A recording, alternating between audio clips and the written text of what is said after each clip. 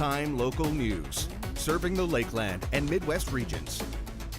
Welcome everybody to another edition of Primetime Local News. Connor Chan and Abby St. John here to bring you all the news on this Tuesday, including coming up with our question of the day segment later on. What's the best piece of advice that someone's given you? For me, I think it's, it's a simple kind of hockey term, but I translate this to life is, keep things simple, because that way, if you overthink things, which I do anyways, just keeping things simple might make things a little bit easier and, effective. Oh, definitely. I can't think of any off the top of my head other than suck it up, but maybe I'll think of something for later and then share that. But I'll definitely think about it. I'll hold you to that, Abby. I'll Yes. definitely hold you to that. Well, we're going to have all this and more coming up later on the show, but right now we're going to send over to Eric Bay, who is on location.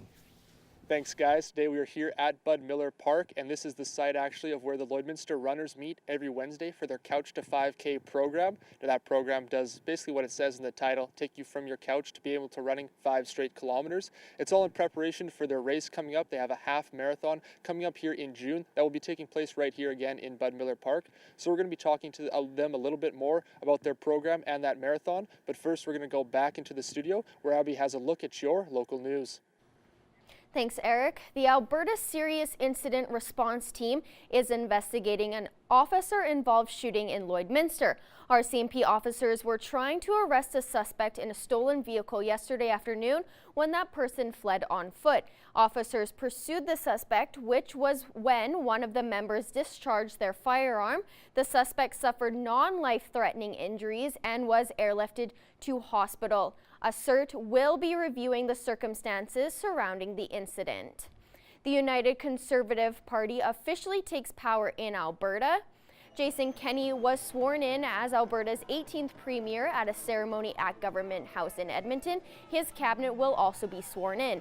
They're expected to get right to work, holding their first meeting shortly after the ceremony. Kenney has promised his government's first piece of legislation will be to repeal a carbon tax that the NDP brought in. Outgoing Premier Rachel Notley has promised to stay on as opposition leader.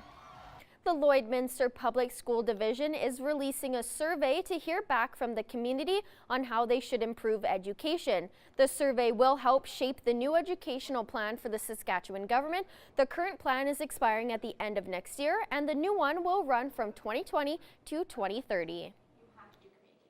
The ministry is asking school boards across Saskatchewan to engage their communities in various ways to get feedback on what parents, stakeholders, business people, community members would see as kind of the broad goals or targets for education that they would like to see for their community, for their students as we graduate students through to 2030.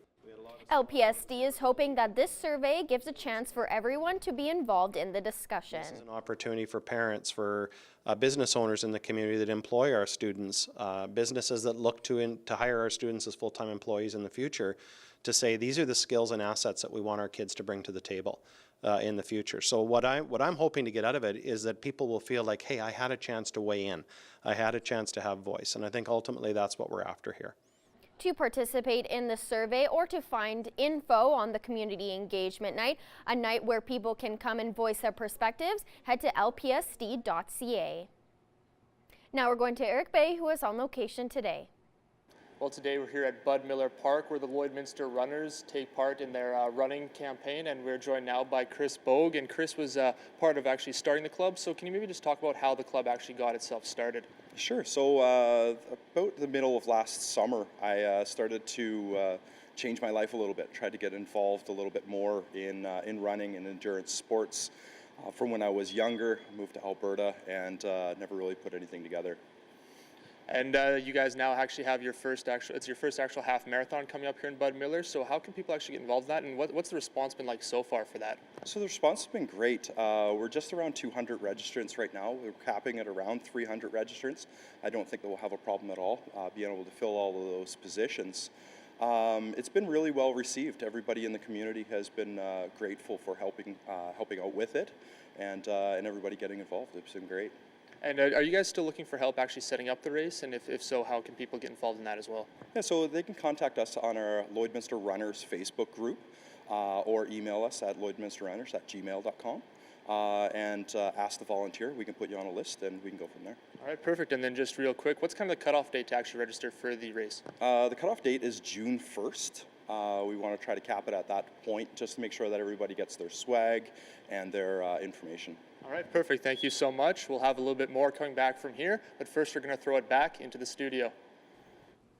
All right, thanks very much, Eric. Taking a look at your current temperature right now, 0 degrees right now for us here in Lloydminster. Of course, we all woke up to that nice snow in April. That's not new, really, to talk about because we, of course, see that kind of stuff here in Canada. Some winds for this time of winds right now currently 14 kilometers an hour, so it does feel more like -4 with that wind chill. So records for this time of year, 23 degrees was our warmest back in 1987, while -7 was our coldest back in 2005. Now, we're going to have some heavier winds coming in the next few days or so, which we'll showcase later in the 7-day forecast. But for right now, as our satellite radar map loads up, still some cloud coverage and some precipitation. There is still some flurry activity that's going to continue into the next couple of days around the Edmonton, Vegreville, and our immediate region here. So we'll keep you up to date onto what is happening there. So other temperatures, 0 out in Cold Lake, 1 degree in Athabasca, Edmonton, 2 for Whitecourt and Edson, 5 degrees out in Jasper, 0 degrees for Rocky Mountain House, 0 also out in North Battleford, 6 degrees in Saskatoon, 5 for Prince Albert, and 11 for Melfort. So let's take a look at a little more in-depth look into regional temperatures. -5 overnight for North Battleford with mostly clear skies and a few clouds. Tomorrow, 8 degrees with some flurries there on some cloudy day there.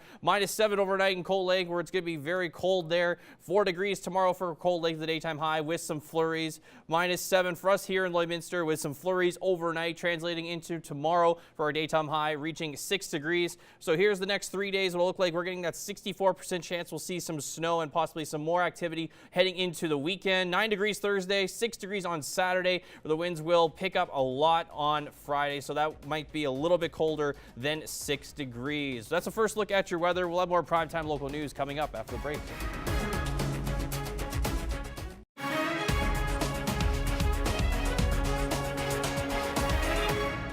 Welcome back. Canola Trade with China is closed and even the back door is shut. Jared Lampow hears the lobbying cry from a producer group ahead of seeding season. As canola trade is stalled with China, on March 29th, Federal Ministers Carr and Bibeau met with ag producers in Saskatoon. The Agriculture Producers Association of Saskatchewan asked for federal support as the industry's cash crop is in crisis and seeding season is about to get underway. A month later, that file is not moved. We're continuing to hold the government's feet to the fire. Elections are coming in October, all those kind of issues.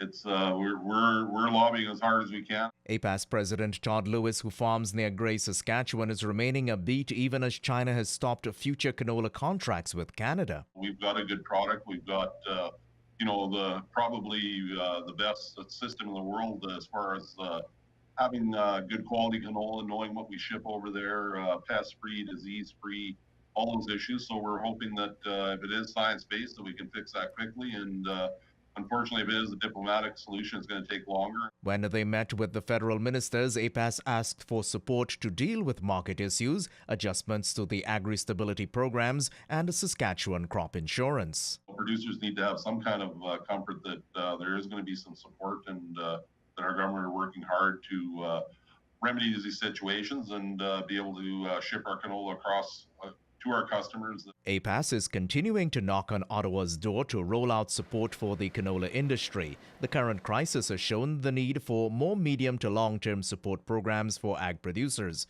But while the conversation will stay science-based, the standoff with China is concurrent with issues beyond the canola field. It's a long way from the farm gate. We can't control that. That's up to our federal government to deal with this. Gerard Lampow, Primetime Local News. That's all for Ag. Sports is next, but first, here's a look at your egg prices.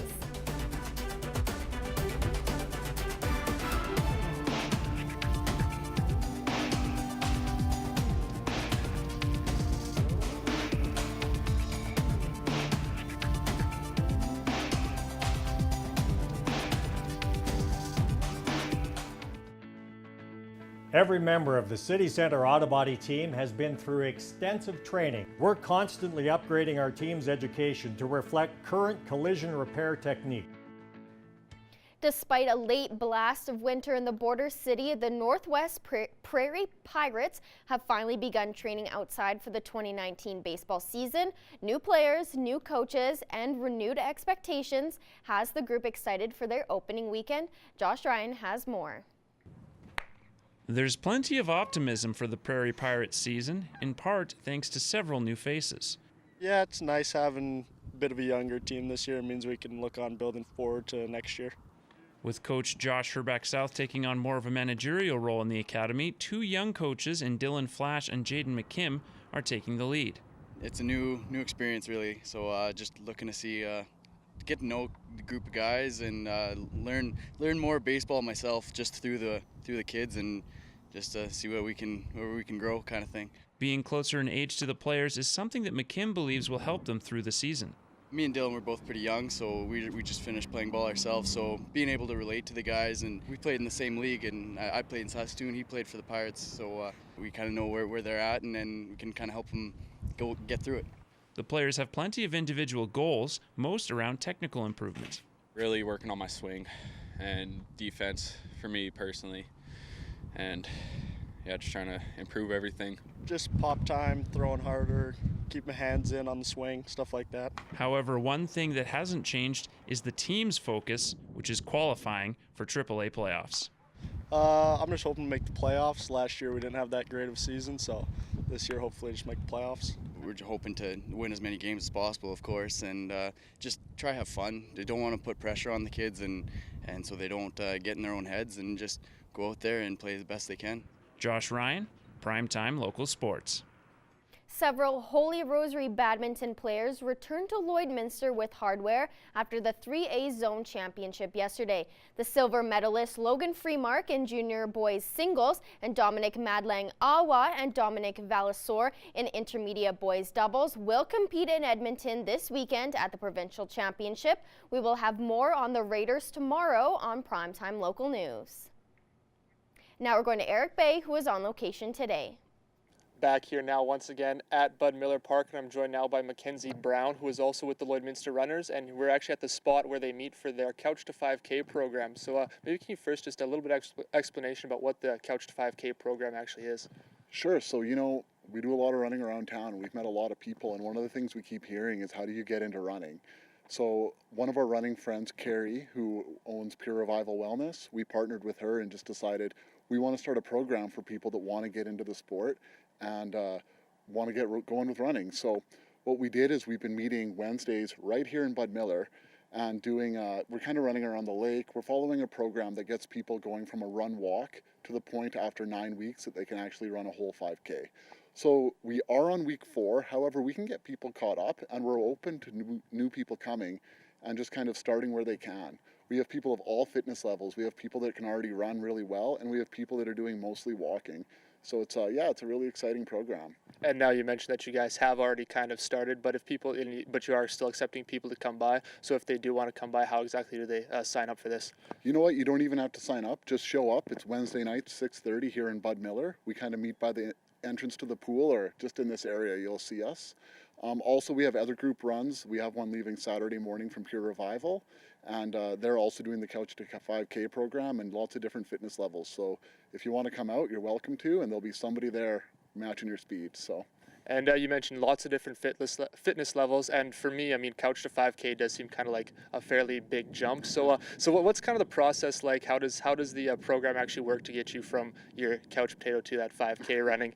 Sure. So, you know, week 1 we started with doing a 2-minute walk followed by 60 seconds of running, and each week builds a little bit on there. So this week we're going to be doing 2 minutes of running followed by a 2-minute walk and repeating that for about 20 minutes. So every single week we just add a little bit more intensity, and then at the end of the 9 weeks you should be able to run that whole 5K without stopping. And you mentioned that 9 weeks there and how you guys are already in the middle of it. When does that 9 weeks actually, when's the cutoff for that? So the cutoff, well, it ends actually on our race day, which is June 8th. And so we're hoping that people that are in that program can sign up and do our 5K race and kind of celebrate running in the community with us. All right, perfect. Thanks so much. We're going to have a little bit more from back here at Bud Miller Park, but first we're going to go back into the studio. All right, thanks very much, Eric. Take a look at some other current temperatures right now. 0 degrees still for us here in Lloydminster. 0 degrees out in Marwayne, Cold Lake, and Pearson. 1 degree out in Bonnyville. -1 in St. Paul and Lac La Biche. 1 degree currently out in Edmonton, 0 also out in Wainwright and Provo. 0 also for North Battleford. 1 degree for Maidstone, St. Walburg, and Meadow Lake. -5 up in Isle La Crosse. Other temperatures, -5s for Buffalo Narrows, La Loche, and -4 in La Ronge. 5 degrees for Flin Flon. 2 degrees out in South End. -5s also out in Stony Rapids at Wollaston Lake. -8 degrees, out in Uranium City. -4 for Fort McMurray. -1 in Peace River and High Level. 3 degrees out in Grand Prairie and 0 degrees there in Slave Lake. Down in southern Alberta, 4s, a little bit warmer than it is out here. 4 degrees in Lethbridge and Medicine Hat. 1 degree for Calgary. 1 for Coronation and Banff. 1 degree also out in Kindersley. 8 degrees for Moose Jaw, 8 degrees for Regina. 6 degrees out in Estevan and 10 degrees for Yorkton. Now, as we mentioned, there is still going to be a 64% chance we're still going to see some flurries tomorrow, as well as for the next, maybe over the weekend as well. But take a look at our temperatures for tomorrow around the region there. Mostly 5s and 6s. 6 for us here in Lloydminster is the daytime high. 6 also out in Maidstone, Marwayne, Bonnyville, St. Paul, and Lac La Biche sitting at 5 degrees. 4 degrees out in Cold Lake and Pearson. 5 for Meadow Lake. 6 degrees up in Green Lake. 5 degrees for Isle La Crosse. 7 out in Vegreville. 6 degrees for Edmonton. 7 for Wainwright. 8 degrees in Provost and Macklin as well. 8 degrees tomorrow for North Battleford as well. As we take a look at that snow accumulation map over the next little bit here, as I mentioned, the 64% chance. So there we are. We're kind of going to get maybe just that over 2 centimeters. But again, it's been that snow, that heavy, wet snow that's been melting as it's been hitting the ground. It's more up in that upper part of Manitoba there that they're going to see a good majority of that in the pink area, so maybe closer to that 20 centimeter mark. But that's nowhere where we are going to expect anything. Maybe similar to what we had this morning. We woke up to some nice, light, fluffy snow, but also mixed with that heavy, wet stuff as well. So as we take a look at the next 7 days, 9 degrees Thursday with some sun and cloud mix there. Low there a -4, so it's going to be still cooler mornings. -1 the low at -1 on Friday with a high of 6. 6 degrees also for Saturday with a 56% chance of some snow there. 8 degrees on Sunday, 10 degrees on Monday, still very cloudy throughout most of that weekend. 12 degrees on Tuesday where we should get some sun back, and those winds though are going to pick up on that Friday, Saturday with reaching over 30 kilometers an hour, so it's going to feel more like in the minuses for the daytime high with all that wind chills. Let's look at your 7-day forecast. We'll have more primetime local news after the break.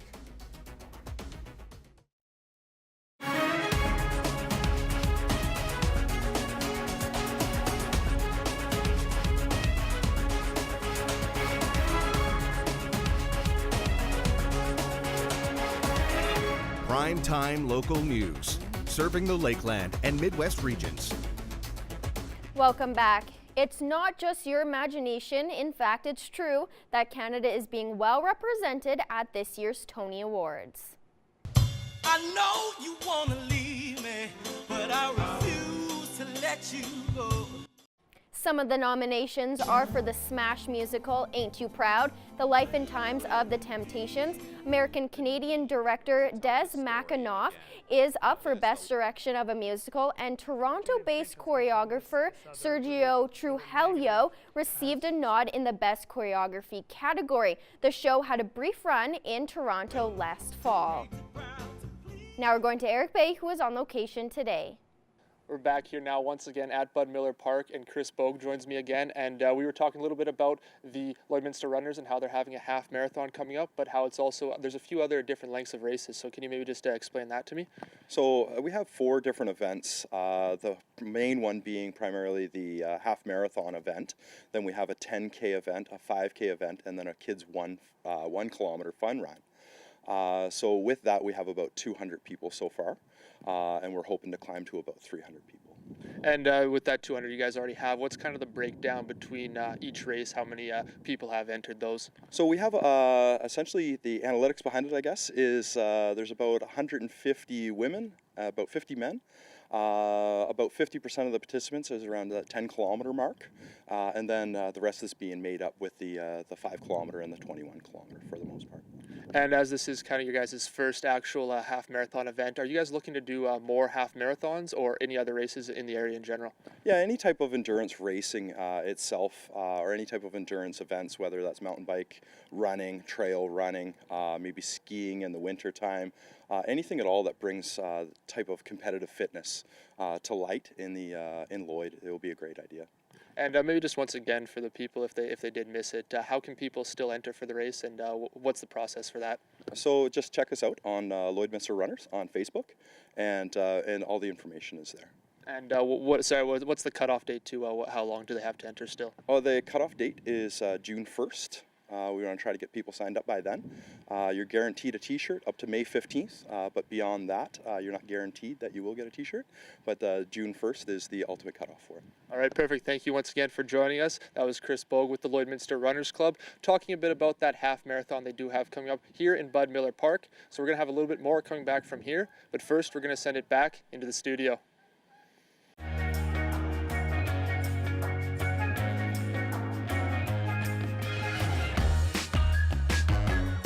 Ask you, did you ever come up with something else or no? I didn't. Okay, I'm well, sorry.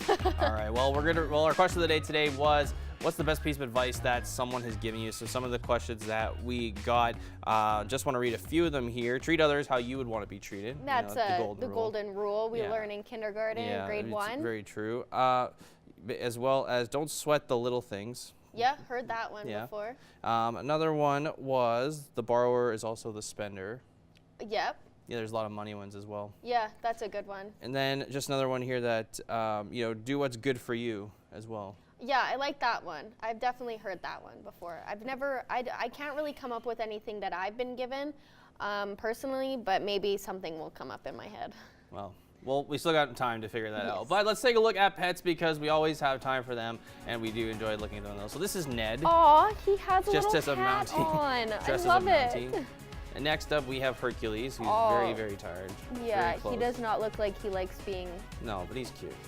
This is Bruiser. Oh, he's wearing a tie. And he's out the window. I approve. Next up, we have Panda. Adorable. Very, very cute. And last but not least, this is Wrigley. Oh, very cute. I can see my dog in that face. Very He's cute. adorable. Well, if your pet was shown today, you're automatically entered with a Lloydminster Pet Pad gift card. We want to see your pets. Send photos of your pet and their name to our Facebook, Twitter, or Instagram to have them featured on Pet of the Day. Your name will be entered into a weekly draw for a gift certificate from the Pet Pad.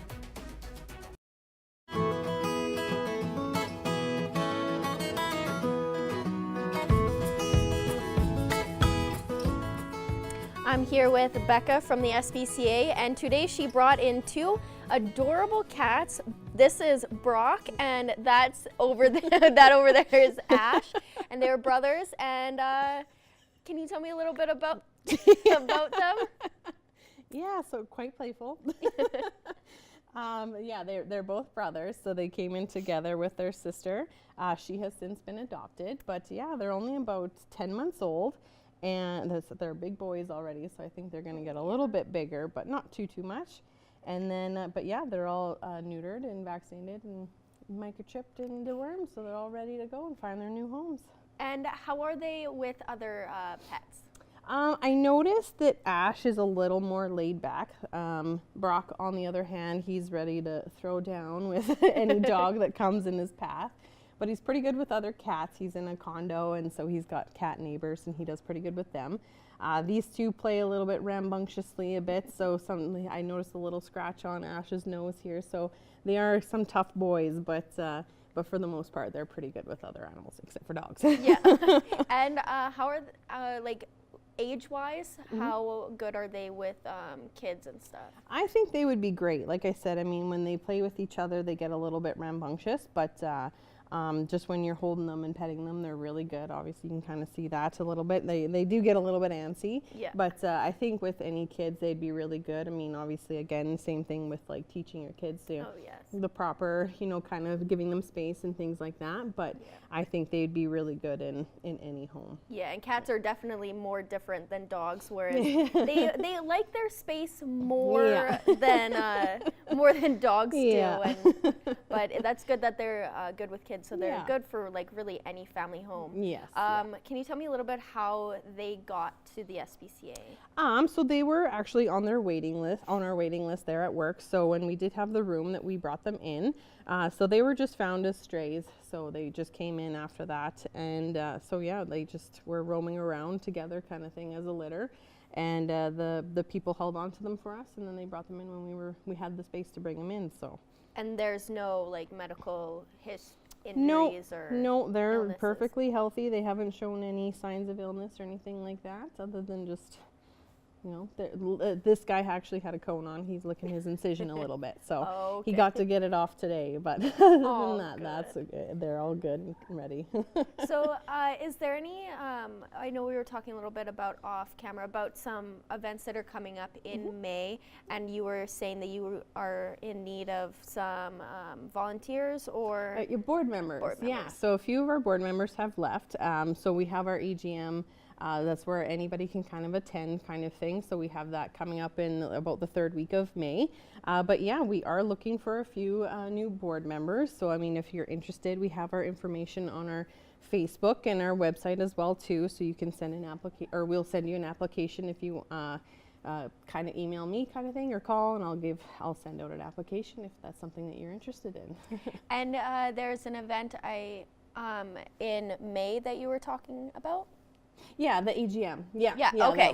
That's the only other one coming up here right away too. But yeah, so that's just our big annual general meeting that we go over all of our budgets and anything that's happened throughout the year kind of thing. So if you're interested in attending, definitely stop by.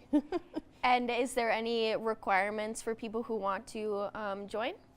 Not really. I mean, like for sure, like if just kind of like our biggest one right now is just trying to figure out our building situation. So if you have lots of ideas and interest about that, I mean, definitely that's something that would be really helpful, just to throw more ideas out there for us.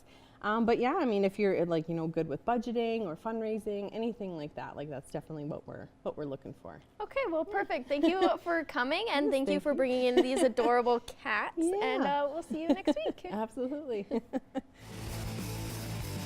Pet Project is brought to you by Quick Pick Waste Disposal, Lloydminster's #1 waste and recycling hauler. Quick Pick is waste collection you can depend on.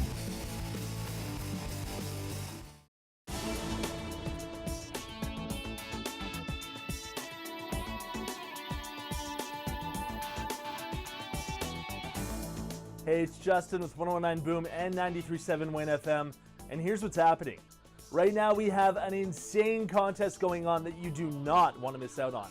It's called Fast and Curious, and you could win yourself a beautiful 2019 Nissan 370Z courtesy of the new Lloydminster Nissan. All you have to do to enter is head over to one of our participating locations. This week it's at Violet Eyes Optometry. Next week, who knows, the week after that, another location. Monday morning at 7:40 a.m. we call a qualifier's name. If it's your name we call, you only have 370 seconds to call us back. So if you have entered or if you plan on entering, make sure you and everyone you know is listening, because you do not want to miss out on this one. For full details on that, you can check out 1019boom.com or 937waynefm.com. On top of all of that, we have a whole bunch of incredible concerts going down. Extreme Mudfest hits Bonnyville August 15th to the 18th. Weekend passes are starting at just $105. You have Tim Hicks and Default headlining with a whole bunch of incredible artists. And then 21 Pilots, they're playing Rogers Place in May 15th to be exact. That's going to be an incredible show. Elton John is coming for the Farewell Yellow Brick Road Tour. That's going down September 27th and the 28th. He added a second date. Again, you don't want to miss out on this one. Who knows when he's going to be touring again. For a full list of concerts and more details, check out 1019boom.com and waynefm.com. I'm Justin, and that's what's happening.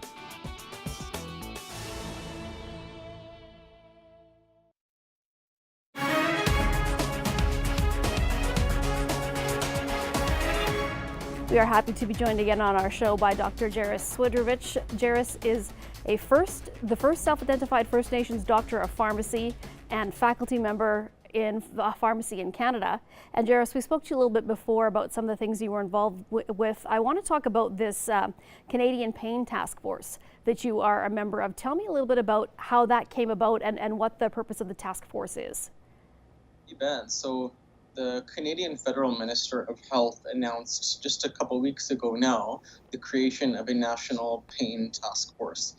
8 members have been assigned, 3 of whom are patients with lived experience living with chronic pain. And then the other 5 are a variety of folks, and I am one of those folks. So, of course, I'm a pharmacist. In some ways, I represent many folks within the Indigenous community, and I also My younger sister has been living with pain for the last few years, so her experiences are sitting with me when I'm at those tables and at those meetings also. I'm not sure how I was identified to be part of the task force. I've still been asking that question to them, but I'm really looking forward to that work ongoing.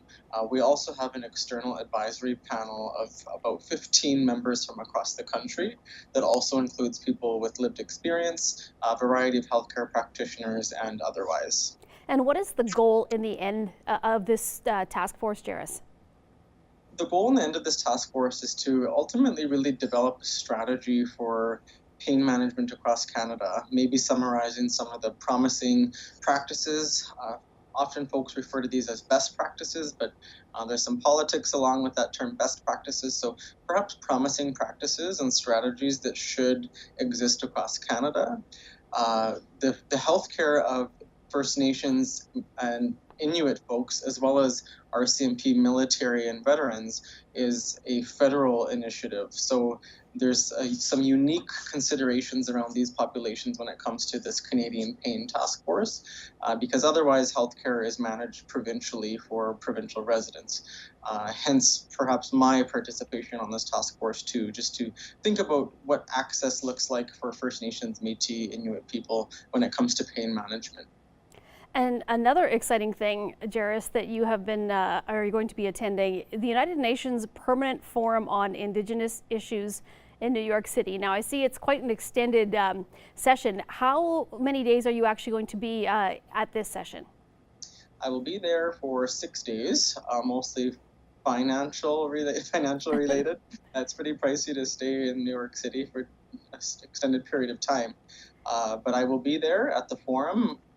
There is a whole list of topics on the agenda, and it's hard to know which topics will be covered which day because it ultimately depends on what was captured in the days prior. So I'm looking forward to participating in the discussions for whatever topics come to be while I'm there. And if the opportunity arises, I look forward to speaking up and addressing the House. Okay, and one last thing here, Jairus, before we run out of time. On top of all of this, you've somehow found time to run as an NDP candidate in Saskatoon. Tell me a little bit about that. Yeah, so I put my name forward for the nomination for Saskatoon Centre as an NDP candidate. The nomination meeting date has not been set, probably in November this coming year, with the provincial election to come in October 2020.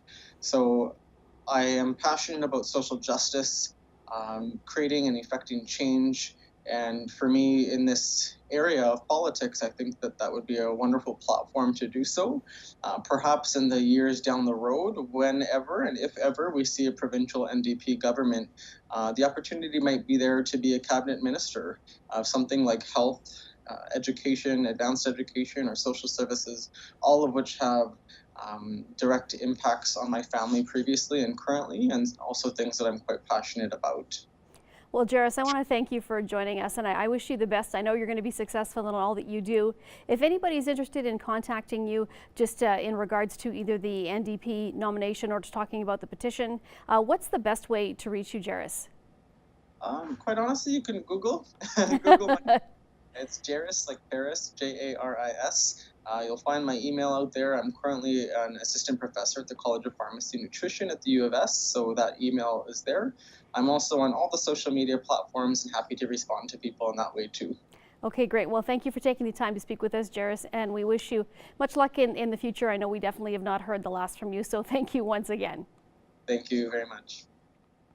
We're back here now again at Bud Miller Park at the site of where the Lloydminster runners meet for their Couch to 5K program.